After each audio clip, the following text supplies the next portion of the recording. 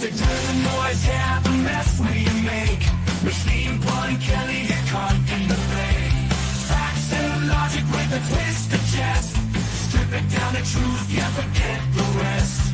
Humor blows the lies right out of the park. Look beyond the shadows, dissect the dark. Sparks of laughter fire up the night, bringing clarity where they blur the fight. Cut through the chaos, yeah, the tangled lies. Steve Fun Kelly with a set of clear eyes. Truths and jokes gonna rock this show. Step into light where the real facts glow.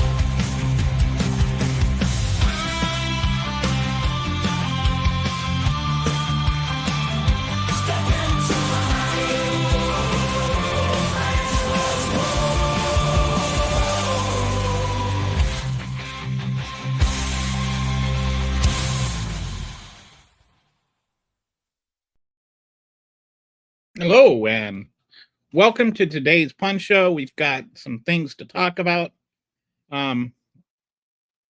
There's a number of things that I have not gotten to, but then I was going to spend some time today on the shutdown because I haven't even really talked about the shutdown yet, just because it just seems there's nothing much to say. But before I go into anything else, Nancy Pelosi announced her retirement today, and to that, Speaker Mike Johnson had this wisdom to offer. Oh, hang on, all right, here we go. Read too much into the questions. This is how the process works. I'm sure the court will look at this very carefully and deliberately as they do, and I expect that we'll have a majority of the court that says that this administration is doing what they have the legal authority to do. Oh, I felt like the executive branch had over. I'm sorry, that's the wrong quote. All right, anyway, I messed up. I thought that was the one where he was talking about. Anyway, so he went on and talked about how Nancy Pelosi was resigning because she couldn't stand how far left the Democrats had gone, or some crazy nonsense. She's 85 years old, dude. It's time. Like, it's a good thing she's retiring. She has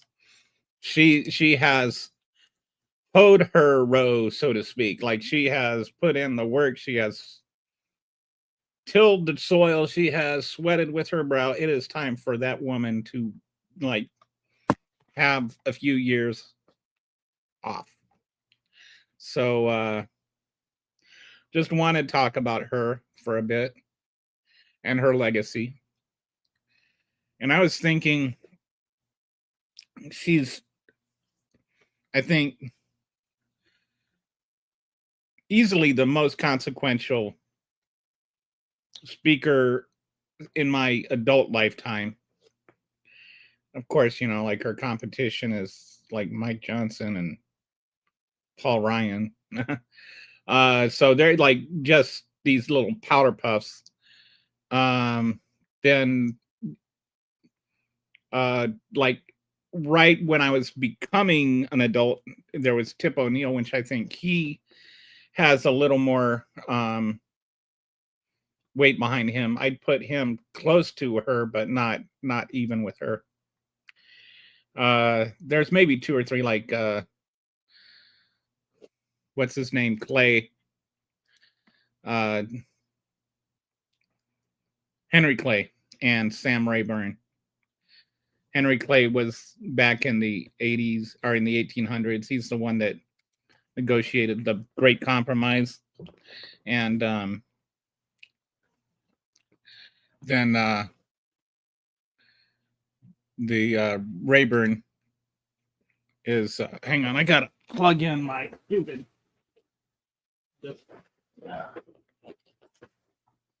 Just realized my laptop isn't plugged in and it's going to run out of batteries.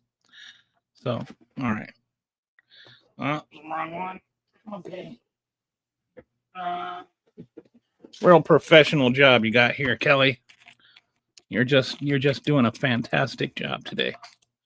Okay, can we just get this thing plugged in? There we go. All right. Sorry for all the confusion and chaos. So Rayburn was the speaker during RFK, or not RFK.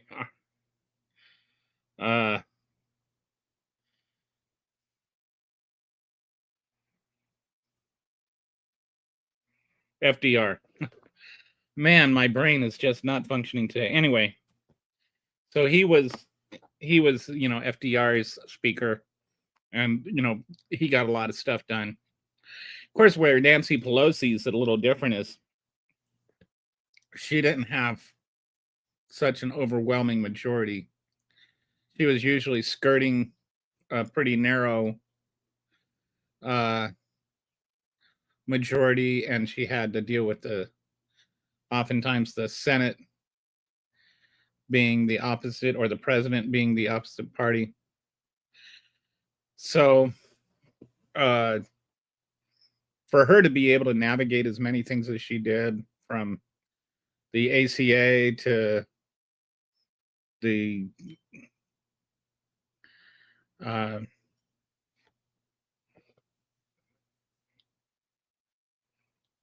Inflation Reduction Act and the bills under Biden, that she was able to get all of that done with like a slim majority, and she never lost a vote. She never called a vote if she was going to lose it. She didn't call it until she knew she was going to win it. She never counted votes wrong. You ask anybody, ask even Republicans, and they'll tell you she always counted the votes right. She knew how to count the votes. And she'd have people that walked into her office to tell her that they were going to vote one way and left her office voting another. She was just, I think you could argue quite reasonably, the most powerful woman in U.S. history. I don't even know if there's anybody else in that conversation other than her. I mean, Kamala Harris was vice president. Hillary Clinton was nearly president. There's been some other women that have had some power, some, secretaries of state like Hillary Clinton and Condoleezza Rice. But I don't think that you could say that there is any woman that has had as much power as Nancy Pelosi for as long as she had it, and wielded it more effectively. And I would also say, for the most part, for the betterment of the American people. So, there's a lot to be said about how much the Republicans hate her.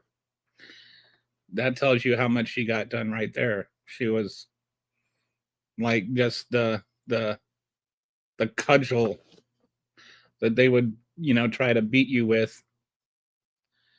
And she just kept going. Like, it's amazing. And I remember I grew up in the 80s, and I graduated from high school in 85. Joined the military out of high school, got out in 90. And so then it wasn't until 92 that as an adult, I saw a Democrat that was president. And other than 4 years of Carter, virtually my entire life, I guess there were a couple of years of Johnson there, but I barely knew what it was like to have a Democrat for president for most of my adult life until Clinton came along. And she was part of that wave of Democrats that came with Clinton. And they made some, I think that they moved the party to the right. I think there's some things that happened as a result of that were mistakes, but that we were able to have Democrats as president again, and at least have a counterweight to the Republicans on some level was really significant to me. And I remember when Clinton won, I was campaigning for him. I was knocking on doors for him. I was at the Clinton headquarters when he won in Rochester, Minnesota. Not a big thing. But yeah, I was so excited. Like, finally, we got a guy that won. And I think he wasn't a perfect president, but he was a good president. And then we had 8 years of Bush, and then we had 8 years of Obama. Now we're having 8 years of Trump, interrupted by 4 years of Biden. So it's been more or less, even since then. It's like the pendulum keeps going back and forth. But she's kind of been the constant through it all. She's either been the minority leader or the majority leader in the House. And just all, from the Affordable Care Act to the Brady Bill, just pretty much every significant piece of legislation that's been passed in the last 35 years that she's been a part of. And, she's been one of the main drives behind it. And I think you can't understate how important she is, how insignificant she has been to our history. And so there are a couple of speakers that I think were more significant than her, but in my lifetime, I don't think there's anybody that has accomplished what she has accomplished. And so I think it's like, on one hand, yeah, but let's appreciate what she did as a woman, but just as a Congressperson, take gender out of it, and she's still one of the most accomplished legislators of our lifetime. I'd say Biden is up there, but from the legislative standpoint, that's probably the two, that are in the running are Biden and Pelosi, and they work together on pretty much everything. That everything significant that's been passed in our lifetime, that's significant in a good way. Of course, there's some of the tax cuts that they weren't for. But anyway, I wanted to spend a little bit of time just talking about that. And, I think that there's going to be probably criticisms of her from both the left and the right. There's some that are going to be fair and some that aren't going to be fair. Her husband made money off of stocks, and some people have problems with that. But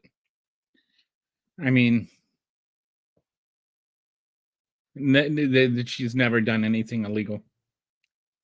If there's a problem with the laws, then they can change the laws. But I think it's mostly her husband. That's what he does, right? Like, he's a hedge fund manager or whatever. So, like, was he supposed to retire because she got elected?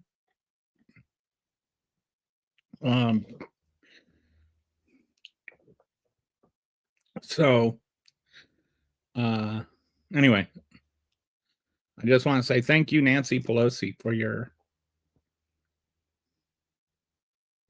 lifetime of service to this nation. You have done a commendable job.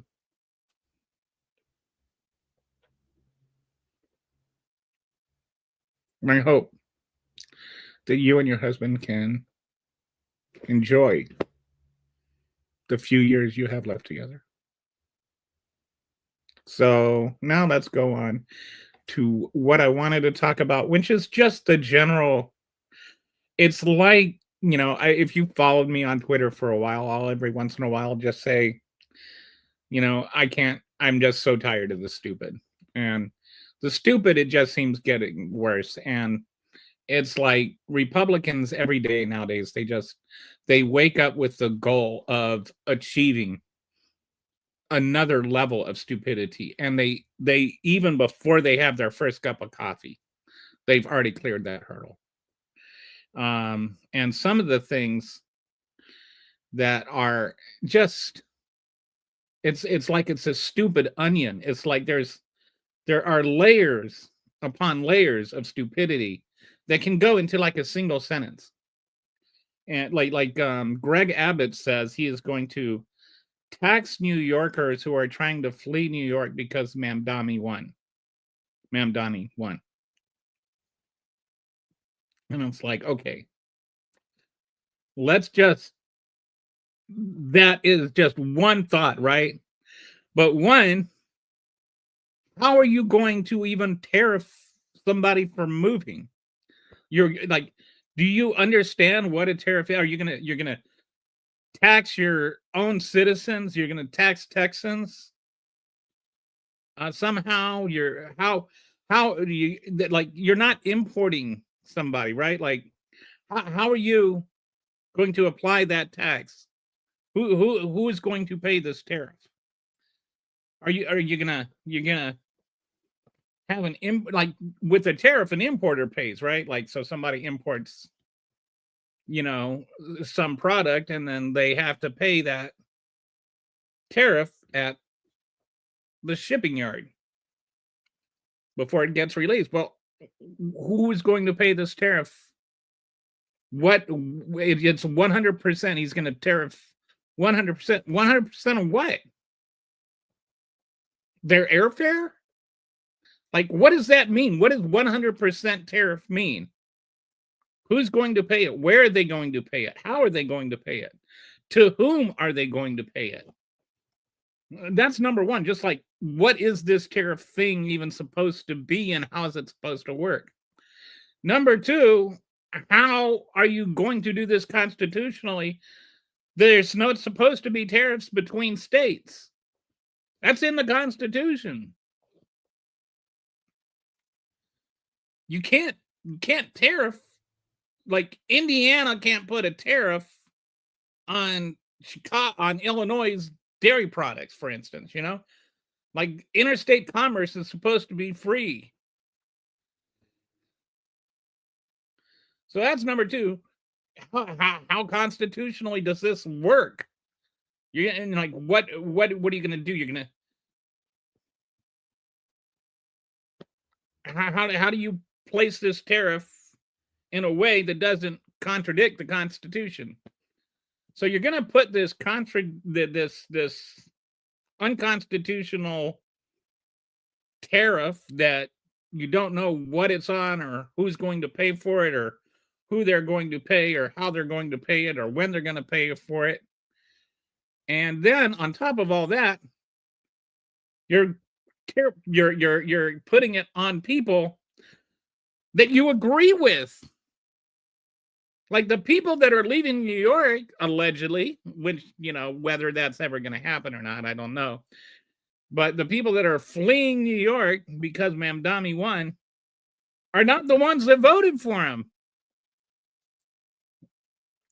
So you're punishing the people that agree with you on an unconstitutional tariff that doesn't make any sense.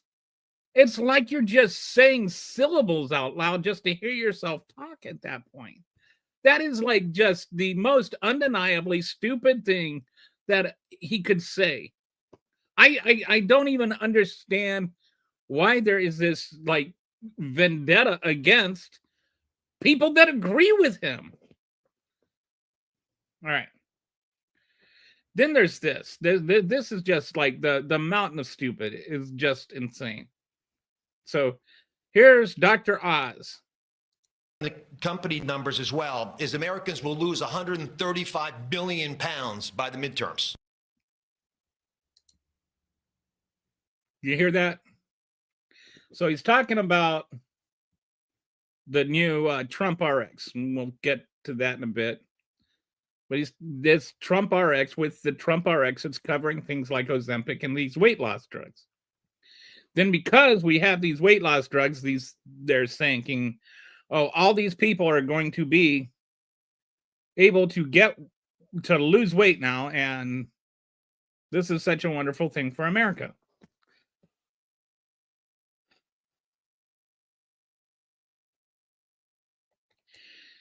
if there are about like 230 some million people in America, so if we're going to lose 135 billion pounds, guess what, folks? I got some good news for you. That means you're going to lose 400 pounds before the midterms. I don't care if you are weigh less than 400 pounds. You're going to like be negative 200 pounds, maybe. I'll be like negative 230. So good news, right? So yeah, people that aren't able to do basic math and just make up numbers seem to be like the new Trump thing, like how we're saving 1,000% on healthcare and pharmacy stuff and 1,500%. They're like, I just wish they would pass medical marijuana in Texas so that I could like actually just go into the store, get some marijuana, get my paycheck, and then use that money that I got paid for my marijuana and go get the munchies from the grocery store that are going to pay this tariff for it. And then it's like everything evens out. And then I can go home and get high and eat and have the munchies. And then I can take my free Ozempic to lose the weight from all my munchies. See, so this all, if everything works out, there's a way that you could actually make this really smooth. I hadn't even thought about that before, but doesn't that sound like a good idea? You get your negative costing pot, then you use that negative money to pay for your munchies. Then you get your free Ozempic, and then with your free Ozempic, you can lose the weight that you gained from your processed food. Okay. So speaking of processed food, if you follow me for much, I'm kind of a bit of a foodie, and not just a foodie, I'm a healthy foodie. And one thing that I find interesting is, like, I belong to Azur, which is this food co-op, and there's a lot of different people on this, and it's like I find that like eating real food and eating healthy is like one of those areas where like people that are on the left and the right actually can agree on that we should like be eating actual food. And a lot of the stuff that you get at the supermarkets, like like the boxed macaroni and cheese and the super processed foods, are just not very good for you. And the and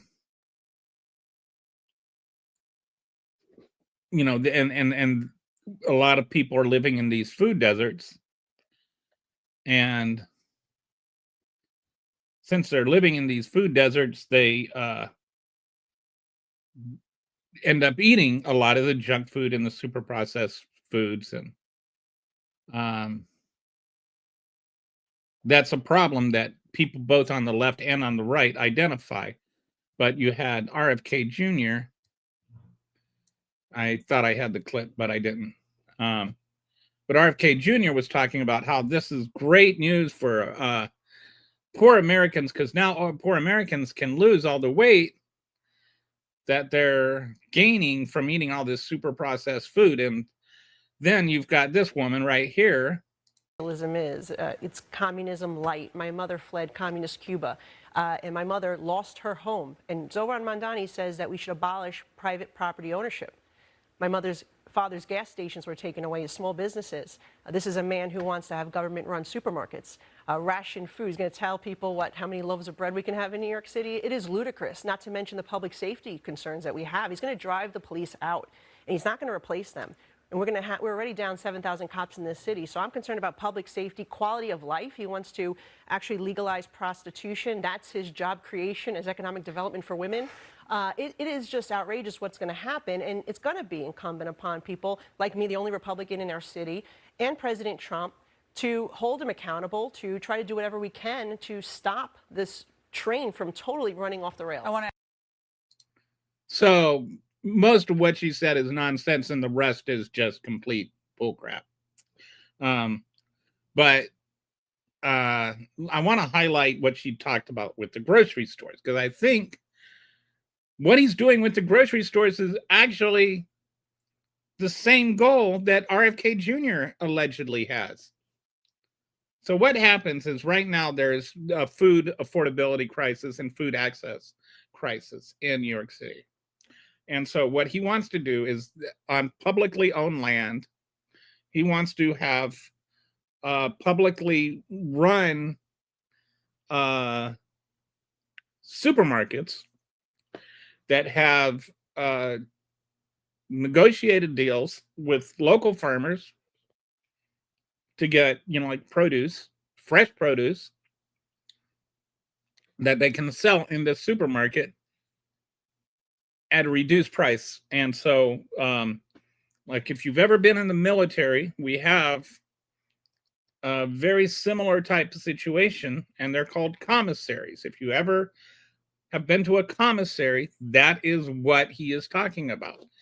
He's not talking about, like she said, the crazy stuff about, taking away private property and, rationing out how many loaves of bread you can eat and stuff like that. That's just nonsense. They need to lie and make up stuff in order to make him look bad, because if they actually are honest with what they say, then it's kind of hard to make him look bad, because reducing food prices by 25% and putting one of these supermarkets in each of the 5 boroughs where people have access to them is actually a good idea. You can still go to Whole Foods, you can still go to Trader Joe's, you can still go to your bodega and get food. Like, none of those things are being taken over, but he's adding these supermarkets to the mix so that you can actually go there and get food. And there's a light version of this already there. But to me, this seems like a better solution than letting people eat processed food until they're fat and then giving them a weight loss drug until they lose weight. And then, that solves the problem. Maybe it's more about being able to eat healthy food than just being able to maintain a certain weight level.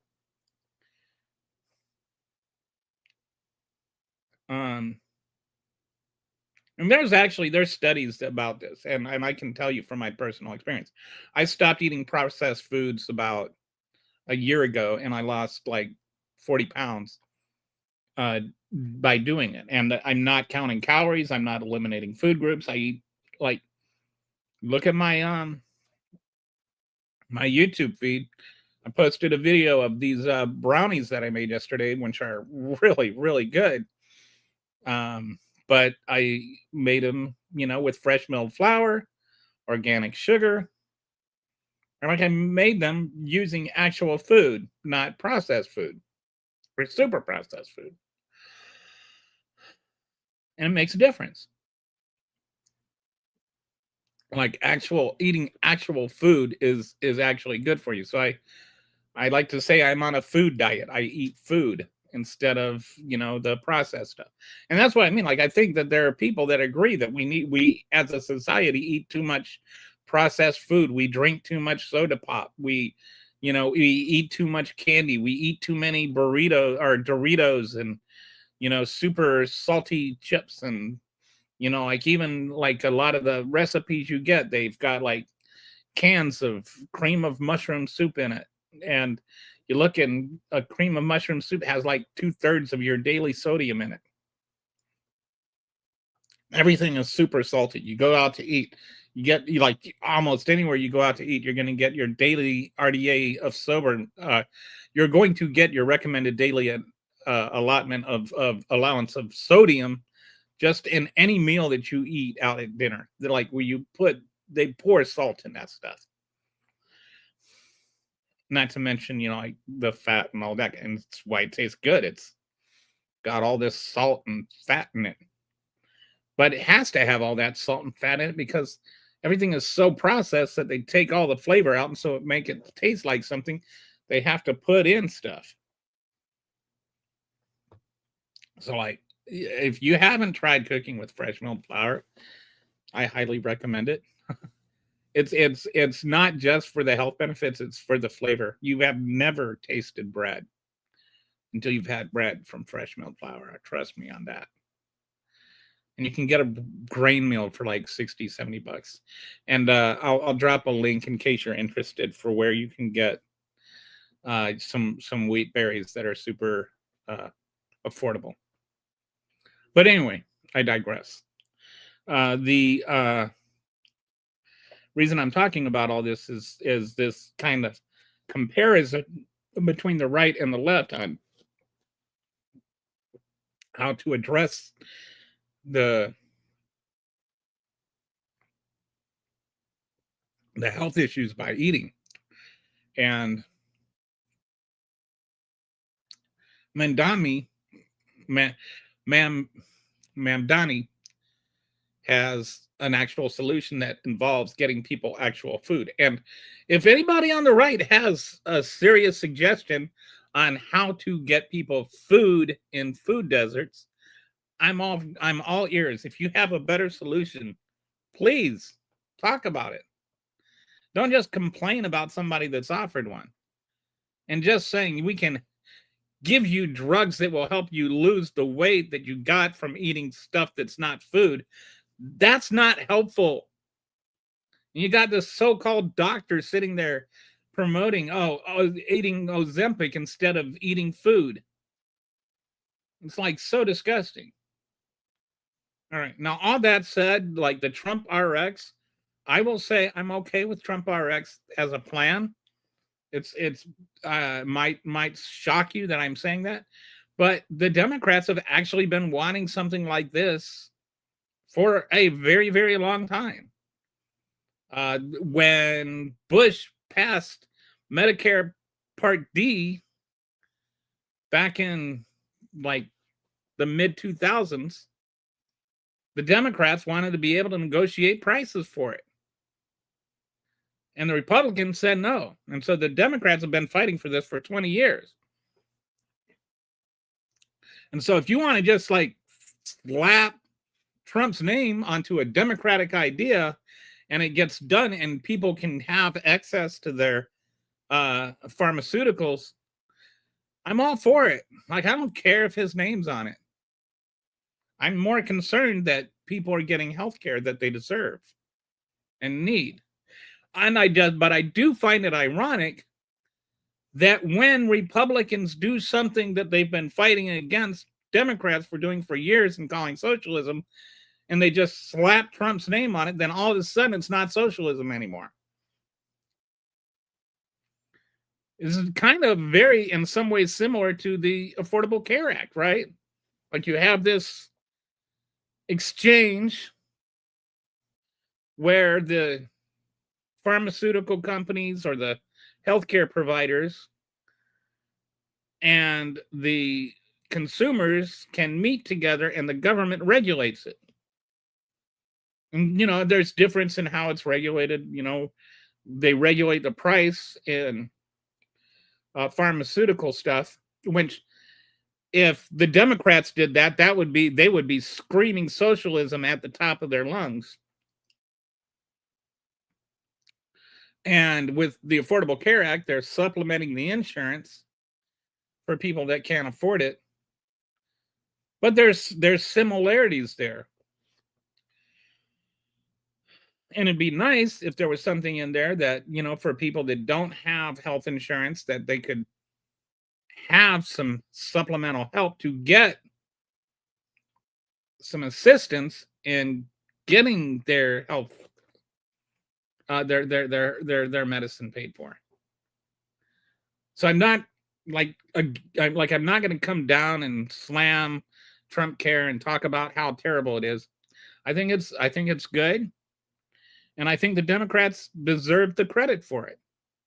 I mean, sure, Trump can put his name on it, but the Democrats are the ones that have been fighting for this for so long. So that's where I stand on all that. Bounds on trade or on Now we'll tariffs or come back to something. the Mike Johnson. Into the questions. This is how the process works. I'm sure the court will look at this very carefully and deliberately as they do, and I expect that we'll have a majority of the court that says that this administration is doing what they have the legal authority to do. If Talking I about the felt courts. like the executive branch had overstepped its bounds on trade or on the tariffs or something, I would have stepped in. I mean, that's my job as the Speaker of the House over the legislative branch. I would have done it in my own way, to be candid. I would have gone to the president privately and said, hey, sir, enough. I think you're overstepped the bounds. Let's try to figure that out.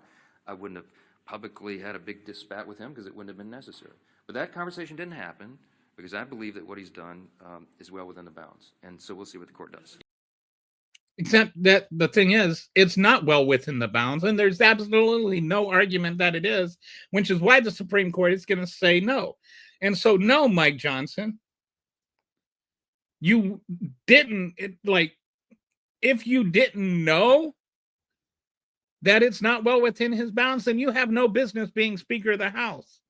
And if you did know and you didn't do anything about it, then by your own admission, you're not doing your job and you shouldn't be Speaker of the House.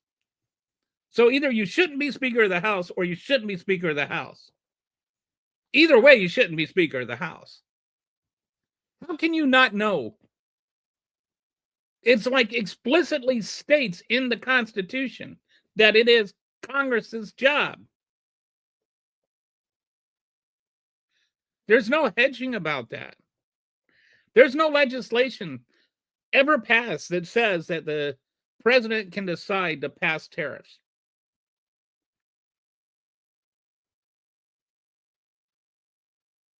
The word tariff does not appear in any of the legislation that he's citing that's before the court. You listen to the judge's responses to Sayers, is that his name? The White House White House lawyer that's supposed to be defending this and doing a really poor job. Of course, I mean, he's got a very friendly Supreme Court, right? They're the ones that told Trump it's okay if he breaks the law.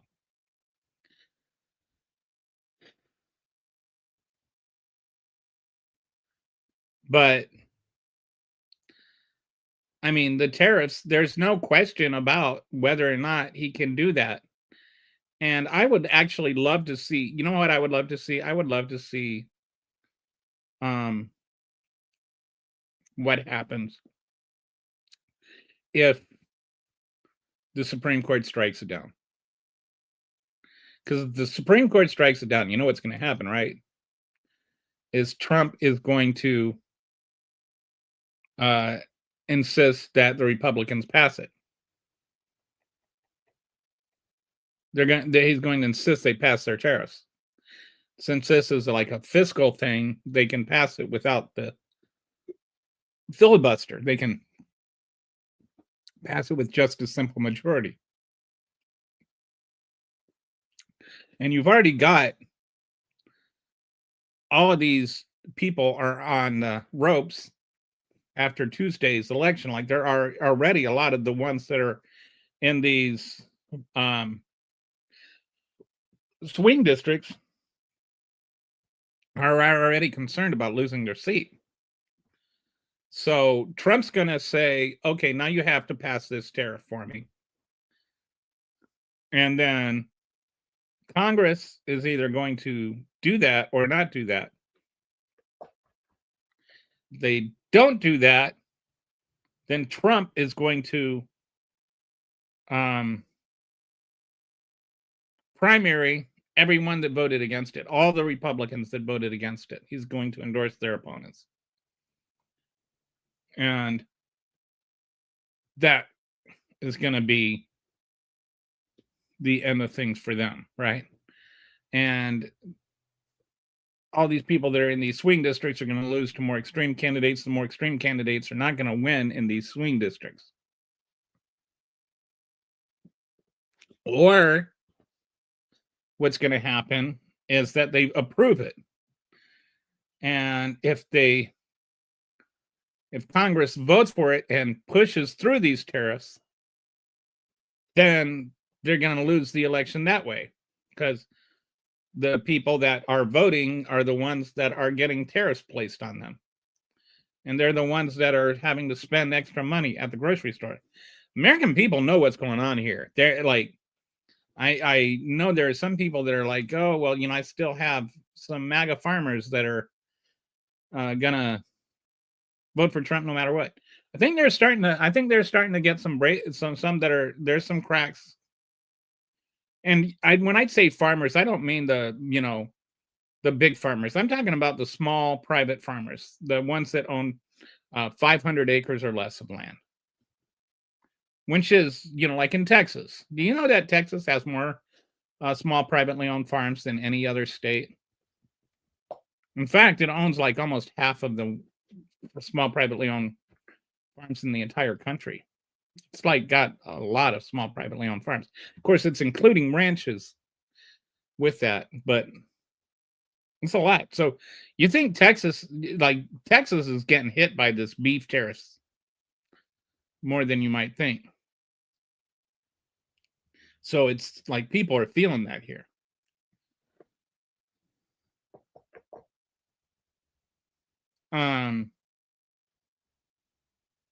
So what happens?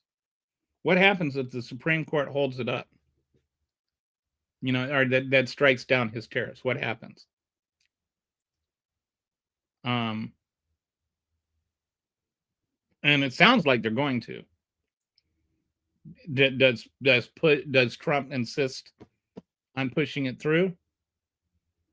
How does Congress vote? How does the Senate vote? And then does that an already pivoting political landscape, does that accelerate that? You talk about, a state like Texas, where we've got this, like so many cattle farmers. And when you talk about the cattle farms or the small farms, you've got to bear in mind that these people live in communities. They live in these small rural communities. And so when the farms start going under, all the businesses which support those farms, the hardware stores and the grain stores and the feed stores, those get hurt too, because the farmers are their customers. So when the farmers go under, they go under. And then you've also got the hospitals, which are going to be impacted. Of course, the Republicans are making sure to put off those Medicaid cuts until after the midterms, because they know how bad it's going to affect the farmers. And they've got this like $50 billion, fund for rural hospitals, which is like if somebody gets their arm amputated, giving them a Band-Aid, it's nowhere near sufficient. Yeah, they're trying to replace, like $1 trillion with $50 billion, and it's just not going to happen. So then all these rural hospitals are going to go under. When you don't have any more farms and you don't have the rural hospital in most of these small towns is the largest hospital or the largest employer. And so you've got the biggest employers gone, you've got the biggest consumers gone. And so then what do you have? You have your businesses gone. And then the whole town is gone. And so this is really, I think, something to watch for, is not just what is the Supreme Court going to do, but what happens if the Supreme Court strikes down Trump's unified tariffs. Of course, if they don't strike down Trump's unilateral tariffs, that's going to be another issue. Because there's no question the tariffs are hurting. So tariffs are going to continue to hurt, which is going to continue to make inflation worse, which is going to continue to make consumption go down. It's going to, like, all of this stuff is snowballing. We're only at the beginning of how bad this economy is going to get, and it's already worse than you think it is. Because the AI, like I mentioned yesterday, AI is kind of masking everything.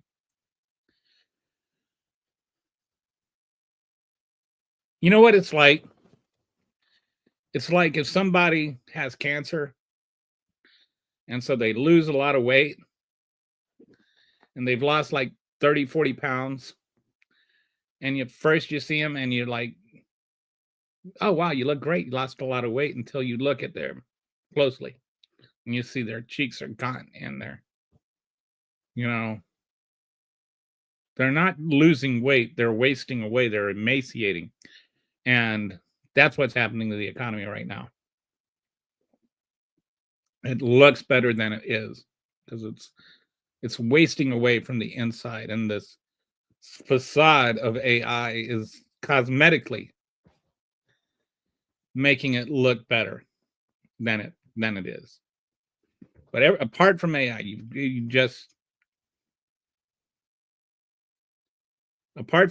take AI out of the picture, out of the stock market, everything else in the stock market is down.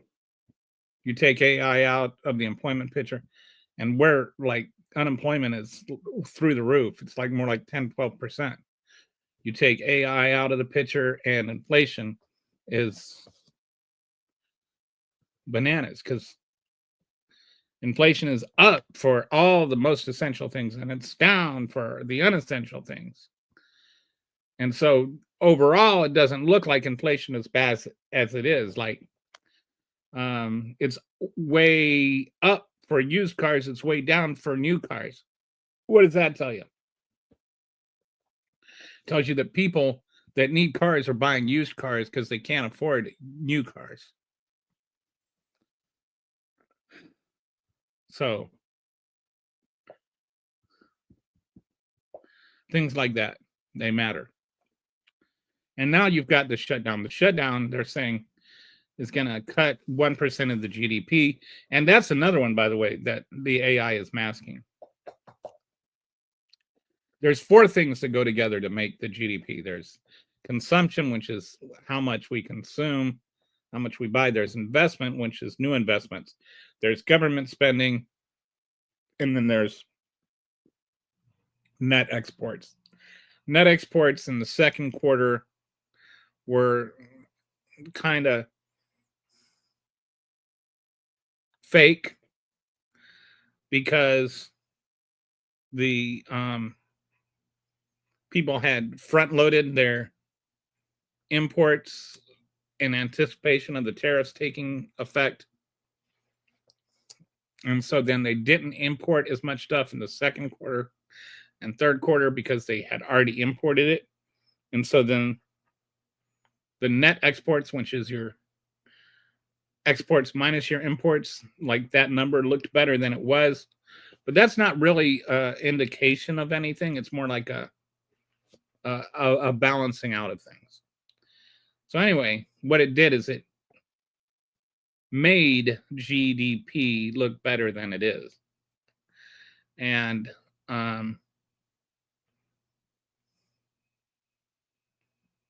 then on top of that, the AI, all the new investments, like investments grew faster than consumption, which is extremely rare. And so that was another thing that made it look bigger. But what happened is almost all of that investment money was in AI and AI related things like the chips that, go into making AI. And all of that investment didn't end up with employment. And I've mentioned this a few times on this show, but in case you haven't seen it, like the AI created this illusion of investment because usually when that much money is invested, you expect all these jobs to come with it. And this didn't come with it because these jobs were being filled by AI. And so that brings us back to the GDP and this kind of illusory growth of the debt. But you take AI out of it, and you take the front loading of imports out of it. GDP is actually either stagnant or down the last couple of quarters. If we're being honest, unemployment is up and inflation is up. Like we're headed for a really, really bad economy. And I'd say probably 80% of America is already experientially, subjectively in a recession. Like your prices are going up. You're making choices because you can't afford the same things you used to. You're not getting the pay raise that you would have normally gotten. You're unemployed and you can't find a job. All of these things are impacting everyday Americans. And when I say everyday Americans, I don't mean like white Americans, I don't mean Midwestern Americans like politicians do. I mean everyday Americans from everywhere America. From urban Chicago to rural Kansas. People are being affected by this economy.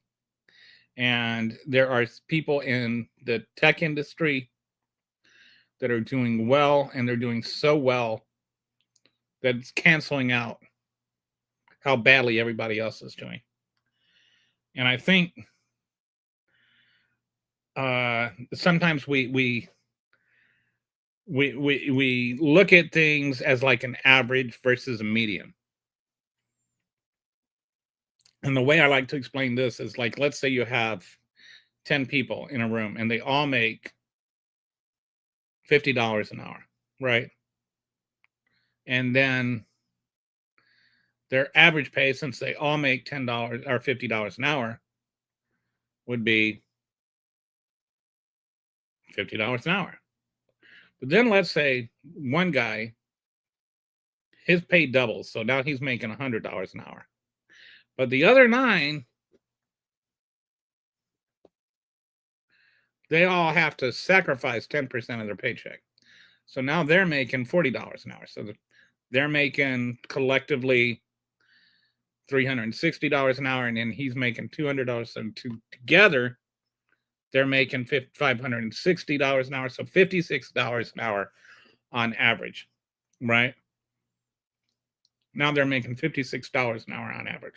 So the average pay went up, but 9/10 of them had their pay go down. So median income is $40 now. Average income is $56. And this is kind of what's happened with our economy and our indicators and all of that. Our indicators are more about like the average American versus the median American. And the median American right now is in a recession. Like there are more people right now, if more than 50% of the country is subjectively experiencing a recession. Whatever the average unemployment says or average mean wage says, most people are down. And that's why you saw the affordability crisis being the big thing that swung the elections. And they want to make it sound like, oh, these were blue states that they were going to win anyway. Well, first of all, they weren't all blue states that they were going to win anyway. In Georgia, they hadn't won a statewide race in 20 some years. And they won by 20 some points in those statewide races. First time they've won statewide races, which I assume means, like for in-state offices. So like the state Senate races and the presidential race they won don't count.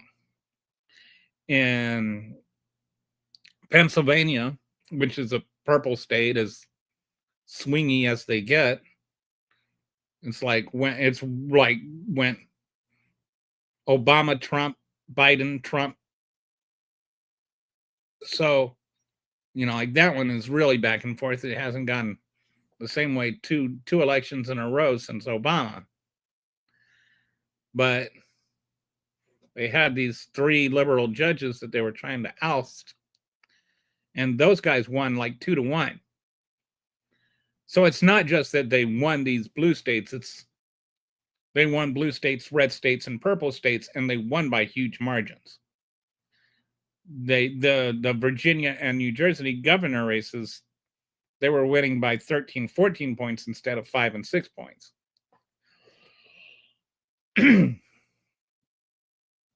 So those were huge wins. They weren't just, oh, they just did what they were supposed to do and that's it. But that's the Republican spin on it. And it's why it's the Republican spin is stupid. Which is, back to the moral of today's story is I am tired of stupid. So now let's finally get back to the shutdown. I have not talked much about the shutdown because it doesn't seem like there's much to say. Every day that Mike Johnson gets up there and he just talks about how it's all the Democrats' fault as his little gaggle of poopy heads, stand around nodding affirmatively behind him as though, he's making some sort of salient point.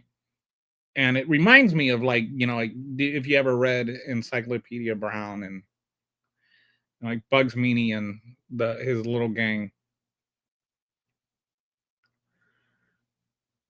And then Mike Johnson will sit there and just, every time he gets asked about something, he says he doesn't know.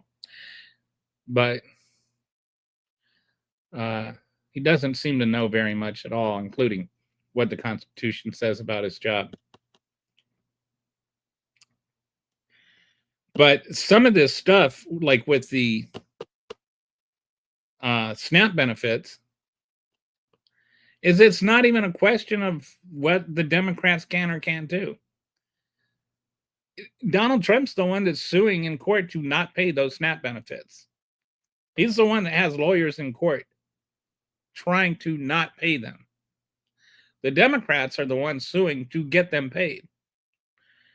So it's kind of hard to really pass this off as, oh, the Democrats don't want your SNAP benefits to be paid, when the Democrats are the ones suing to get it done and the Republicans are suing to not get it done. That's kind of, really hard to wrap your head around, right?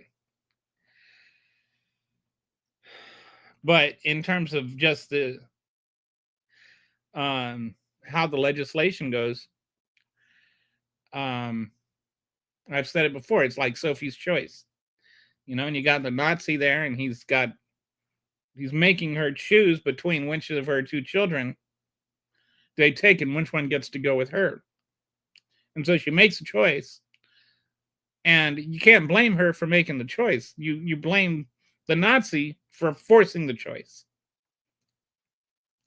And the Democrats are Sophie, and they're being forced to choose between health care for millions of Americans and food for millions of Americans. And so you can't blame them for making a choice. You have to blame the Republicans for forcing a choice.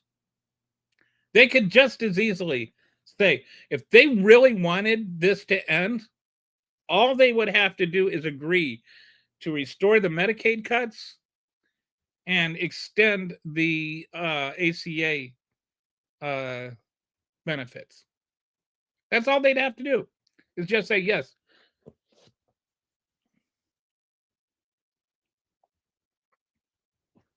These Americans deserve to have health care and food. And it's actually incredible. Completely different sets of people. Because you can't really be on food stamps and collect ACA at the same time, and be on ACA at the same time. Because by definition, you have to make more money. You have to be 130% or over at the poverty level to qualify for ACA. You have to make that much money. And you have to be at 100% or less of the poverty level to get SNAP benefits. So it's literally impossible to qualify for both. And in spite of what Republicans say, there aren't any undocumented people that are collecting either. They've gotten into this new things like before the elections. They were always saying things like they're not against immigration, they're against illegal immigration. Well, now they're talking about non-citizens. What is a non-citizen? There are non-citizens that collect SNAP benefits, and there are non-citizens that are eligible for you know uh, supplemental ACA. But a non-citizen is somebody that immigrated here legally. So, are you for or against legal immigration now? Right? Like you said, you were for legal immigration, but now you're saying you're treating legal immigrants like they're criminals. And some of these, like, they even talk about how they're all for protecting these sex trafficked people. Well, a lot of these people that are sex trafficked are these non-citizens that have been granted residency for testifying against the people that trafficked them. And this is one of the incentives that we gave so that people would do that so that we could crack down on it. This is actually, one of the few things that I'll say good about a Republican. That, thanks to Bush for that. That happened under Bush.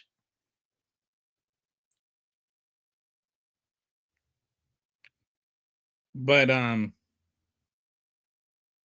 yeah, those are the non-citizens that they're worried about mostly. It seems like, there's green cards, and then there are non-citizens that the majority of those non-citizens are people that are over here because they're asylees, they're refugees, or they're some kind of human trafficking victim or something like that. Like they had to suffer to get here, right? There aren't there aren't other groups of people, right? There's the green card residents, which some of those are on benefits. But the thing is, all of those people also pay taxes. They don't just get benefits. They don't just come over here and then like they're told, oh, here's your fancy house, here's a widescreen TV that you can play your video games on while you like collect all these SNAP benefits and Medicaid and whatnot. Like they're just created this illusion of these people that they're collecting stuff while you're paying for it. 54% of the people that are on SNAP benefits live in red states. You're 24% more likely to be on SNAP benefits if you're in a rural county than if you're in a big city. You are, I think it's about 35% of SNAP benefit recipients are white versus like 20-some% that are African American. They're like there are a good number. When you put those things together, there's a pretty significant percentage of SNAP recipients who are the MAGA, white, Trump supporting, red state, rural, hat wearing, troll that's on Twitter screaming about people that are getting SNAP benefits. And they'll say, I don't have a problem with people that deserve it getting it, meaning me. It's okay if they get it, but it's this mythical immigrant that came over here illegally that's not working, but he's stealing our jobs. Like like I said, today's theme is stupid. And so, like you get these job stealing people that don't work for a living, that are stealing all the benefits that they don't get.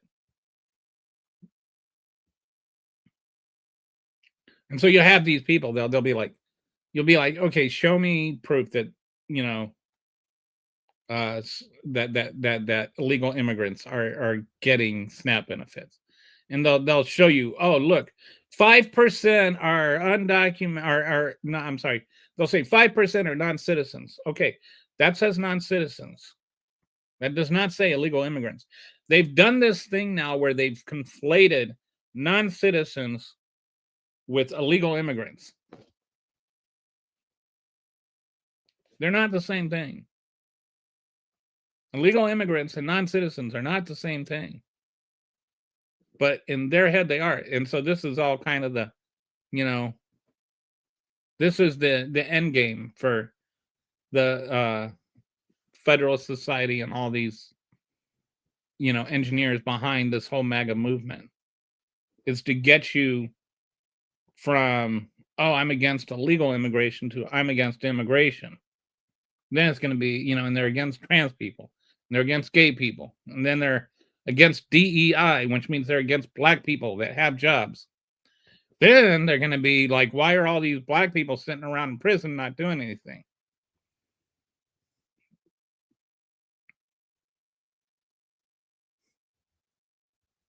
Then you know where that leads, right? And you know, got that exception to, what is it, the 16th Amendment? If you're in prison, you can be enslaved. So we're just heading back to that, make America great again, right? That's their version.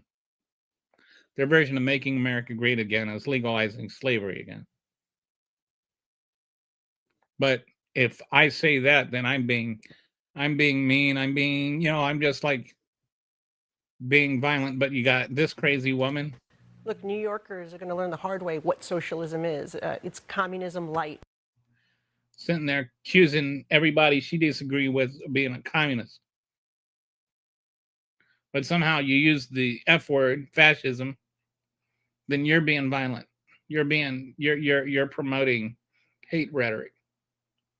So tired of stupid people. They're just so stupid, and they're so consistently stupid. And they're also inconsistently stupid. Like they'll say one stupid thing, then they'll say another stupid thing that contradicts the first stupid thing. So they're like contradictory stupid. That's how stupid it is. They can't even agree on the same stupid message. Anyway.